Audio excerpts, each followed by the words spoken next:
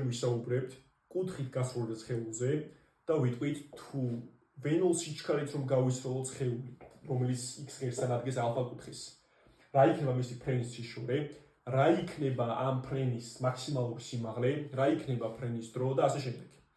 პირველ რიგში, დავაზუსტოთ რომ გვაქვს x ღერძი და y ღერძი და სხეული გავისროლეთ ვენოლ საწყისის სიჩქარით, რომელიც x ღერძთან, x ჰორიზონტალურ ღერძთან ადგეს ალფა კუთხის.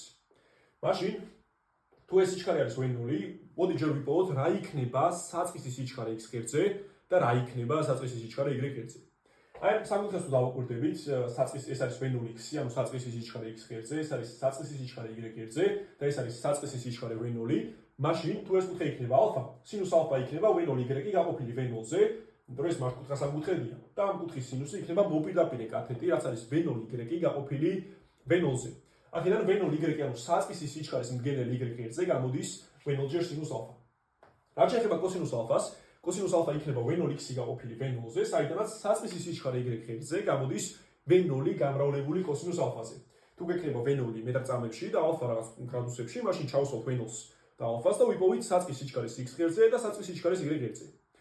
მოდი ახლა გადავიდეთ, გავიგეთ, რომ ეს x ღერძზე საწყისის სიჩქარე რა არის და y ღერძზე საწყისის სიჩქარე რა არის, მაგრამ დროის ნებისმიერ მომენტში რა იქნება, თქვა და 8 წამში რა იქნება, 3 წამში რა იქნება, 5 წამში რა იქნება და ასე შემდეგ. მოდი ჯერ დავწეროთ, რომ ჯამური ძალა x ღერძზე ნიუტონის მეორე კანონის თანახმად უნდა იყოს ამ სხეულის მასა გამრავლებული მის აჩქარებაზე x ღერძზე, ხო?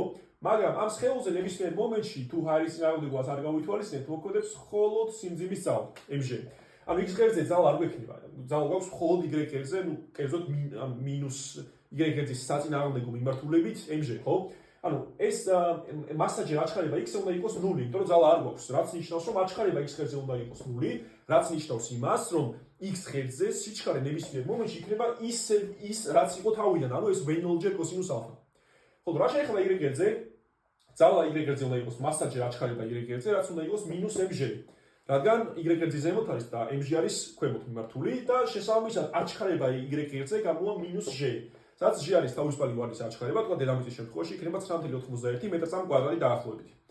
და ჩვენ გვაქვს თანაბარ აჩქარებული მოძრაობის ფორმულა, ამაზე წინა ვიდეოში ვისაუბრე, რომ თუ გვექნება თანაბარ აჩქარებული მოძრაობა, დროის ნებისმიერ მომენტში სიჩქარე იქნება ვენოლს დამატებული at. ანუ ჩვენ შემთხვევაში y ღერძზე სიჩქარე ნებისმიერ მომენტში იქნება ვენოლ სინუს ალფას, რაც არის საწყისის სიჩქარე y ღერძზე გამოკლებული ჟტ. გამოკლებული, იმიტომ რომ ქვემოთ არის აჩქარება. მოდი ახლა ვიპოვეთ, ესე იგი x ღერძზე როგორი სიჩქარე გვექნება, y ღერძზე როგორი სიჩქარე გვექნება და ვიპოვოთ რა იქნება დროის ნებისმიერ მომენტში ამ სხეულის x კოორდინატი, თქვა აქ არის სხეული, ხო?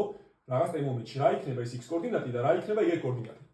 x კოორდინატი ძალიან მარტივი საკონელია, რადგან x ღერძზე სხეული მოძრაობს თანაბრად, რაც ნიშნავს იმას, რომ იქნება უბრალოდ სიჩქარე, რაც გვაქვს x ღერძზე, ვენოლ ჯერ კოსინუს ალფა, გამრავლებული ნებისმიერ მომენტზე. თქვა თუ 3 წამში სხეული ჯერ კიდევ დაცემული არ არის, იქნება ვენოლ კოსინუს ალფა ჯერ t. თუ 7 წამში გვაინტერესებს ვენოლ კოსინუს ალფა ჯერ 7 და ასე შემდეგ.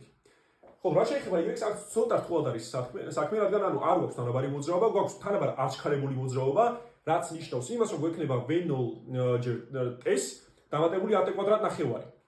ანუ y ღერძზე გვექნება ვენოლ სინუს ალფა ჯერ t, ეს ხო არის საწყისის სიჩქარე y ღერძზე. გამრავლებული დროზე და დამატებული at კვადრატ ნახევარი, ანუ მინუს ჟტ კვადრატ ნახევარი, სადაც ეს შეკიდევ ერთხელ არის თავისუფალი ვარის აჩქარება. მოდი ახლა ვიპოვოთ, თუ როდის აღმოჩნდება ეს სხეული მაქსიმალურ სიმაღლეზე, ანუ აი აქ როდის აღმოჩნდება. და თუ დავუკვირდებით მაქსიმალურ სიმაღლეზე, ამ სხეულს აქვს მხოლოდ ჰორიზონტალური სიჩქარე, ანუ x ღერძზე იქნება სიჩქარის მდგენელი, y ღერძზე განულა. რაც ნიშნავს იმას, რომ თქვა და ეს t-მაქსი თუ არის მაგ მაქსიმალურ სიმაღლეზე ასვლის დრო, ვენოლ სინუს ალფას გამოკლებული g ჯერ t-მაქსი უნდა იყოს 0-ის ტოლი. რაც ნიშნავს იმას, რომ ეს t-მაქსი გამოვა ვენოლ სინუს ალფა გაყოფილი g-ზე. ანუ აი ამ დროში, თუ ჩავსვათ ვენოლს ალფას და g-ს, ამ დროში იქნება სხეული აქ. და მაშინ რა იქნებოდა მთლიანი ფრენის დრო, ანუ როდის დაეცემა ეს სხეული. სიმეტრიიდან აშკარაა, რომ მთლიანი ფრენის დრო უნდა იყოს ორჯერ მაქსიმალურ სიმაღლეზე ასვლის დრო, რადგან აქედან აქამდე რა დროს დაჭირდა, იგივე დაჭირდება მაქსიმალური სიმაღლიდან დაცემამდე. ანუ მთლიანი ფრენის დრო გამოდის ორჯერ ვენოლ ჯერ სინუს ალფა გაყოფილი g-ზე. ეს არის მაქსიმალური სიმაღლეზე ასვლის დრო და მთლიანი ფრენის დრო. მოდი ახლა ვიპოვოთ ფრენის სიშორე. ანუ თუ ჩვენ სხეული გავისროლით ვენოლ საწყისის სიჩქარით, ჰორიზონტისადმი ალფა კუთხით, აი რა სად დაეცემა ეს დაშორება რა იქნება? ელი დავარქვათ მაგას.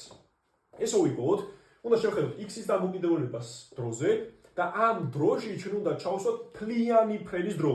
რადგან ეს მაგივად ჩვენ ჩავსვათ, აი ეს 2 ვენოლ სინუს ალფა გაყოფილი ჟ-ზე რაც მივიღეთ და ეს ვენოლ კოსინუს ალფა როცა გამრავლდება ამ 2 ვენოლ სინუს ალფა გაყოფილი ჟ-ზე მივიღეთ 2 ვენოლ კვადრატ ჟ სინუს ალფა კოსინუს ალფა გაყოფილი ჟ-ზე. რომელსაც ხანდახან ჩაწერენ როგორც ვენოლ კვადრატ ჟ სინუს 2 ალფა გაყოფილი ჟ-ზე. იმიტომ რომ ეს 2 სინუს ალფა და კოსინუს ალფა ნამრავლში გვაძლევს სინუს 2 ალფას. აი მაგალითად 30 გრადუსისთვის ესე გამოვა რომ 2 ჟ სინუს 30 ჟ კოსინუს 30 იქნება სინუს 60 გრადუსში. და ეს იქნება მთლიანი ეს დრო, მთლიანი ეს მანძილი უბრალოდ მთლიანი ფრენის შიშორი. ხო, რაც შეეხება გვაინტერესებს ასევე თქვა ერთი კიდევ პარამეტრი, რა იქნებოდა მაქსიმალური სიმაღლე, რომელზეც ავიდოდა სხეული, ანუ აი ეს რა იქნება. რაც ვენოლი გავიშვათ ალფა კუთხით, რა მაქსიმალურ სიმაღლეზე რაზე ავა. და აქ ისეთ რაღაცას გავაკეთეთ, რომ y-ის ტეზი დამოკიდებულება ხო გვაქვს? ანუ ნებისმიერ მომენტში ხო ვიცით რა სიმაღლეზე ავა სხეული. და ამ ტეს მაგივად ჩვენ ჩავსვათ მაქსიმალურ სიმაღლეზე, რაც ავიდა იმ დროს, ხო, აი ვენოლ სინუს ალფა გაყოფილი ჟ-ს. და როცა ჩავსვათ აი ამ ფორმულაში ვენოლ სინუს ალფა გაყოფილი ჟ-ს ტეს მაგივად მივიღეთ გამარტივების შედეგად ვენოლ კვადრატ სინუს კვადრატ ალფა გაყოფილი 2 ჟ-ზე. ესე იგი ახლა რომ შევაჯამოთ, დღეს ჩვენ ვისაუბრეთ კუთხით გასროლის სხეულზე, როდესაც გავუშვით ვენოლ საწყისი სიჩქარით და ალფა კუთხით, ეს იმოძრაობს პარაბოლა, ამას ქვია პარაბოლას ტრაექტორიაზე.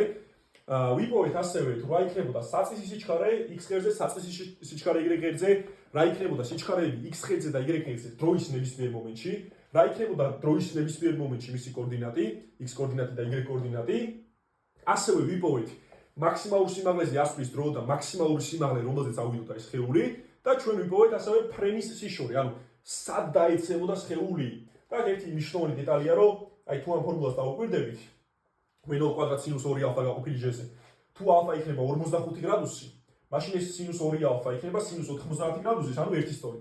და თუ გვინდა თქვა აი რაღაცა თქვა მანქანაისთვის 30 მეტრწამით სხვადასხვა სხეულებს. მაქსიმალურად შორს რო დაეცეს, ჯობია 45 გრადუსიანი კუთხით იყოს აწეული სიჩქარის ვექტორი x ღერძთან.